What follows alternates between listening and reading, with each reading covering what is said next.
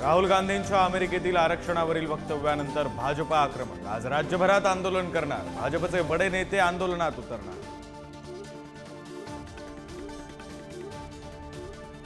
राहुल गांधींना जीवे मारण्याची धमकी देणाऱ्या भाजप नेत्याविरोधात काँग्रेसही रस्त्यावर उतरणार। तरविंदर सिंहांविरोधात काँग्रेसचं राज्यभर आंदोलन। मंत्री तानाजी सावंत यांचे पुतणे धनंजय सावंतांच्या घरासमोर गोळीबार झाल्याची माहिती।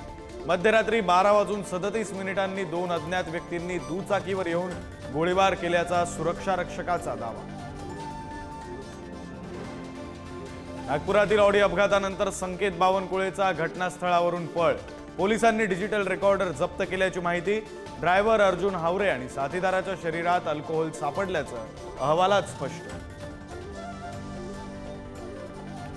मराठा आंदोलक राजश्री उमरेंच्या उपोषणाचा आज 12वा दिवस। संभाजीनगरमध्ये मराठा मोर्चा आंदोलन करणार।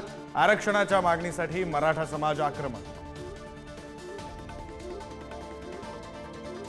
धनगर समाजाच्या आरक्षणासाठी पंढरपुरात दीपक बोराडेंचं आमरण उपोषण। धनगर समाजाला एसटी प्रवर्गातून आरक्षण देण्याची मागणी। आरक्षण घेतल्याशिवाय माघार नाही, दीपक बोराडेंचा सरकारला इशारा। एमपीएससीच्या परीक्षा पुन्हा लांबणीवर पडण्याची शक्यता। मराठा आरक्षणाच्या अंमलबजावणीबरोबर येत्या काही दिवसात आचारसंहिता लागल्यानं परीक्षा लांबणीवर जाण्याची शक्यता। फेब्रुवारी 2024 मधील परीक्षा अद्यापही नाही।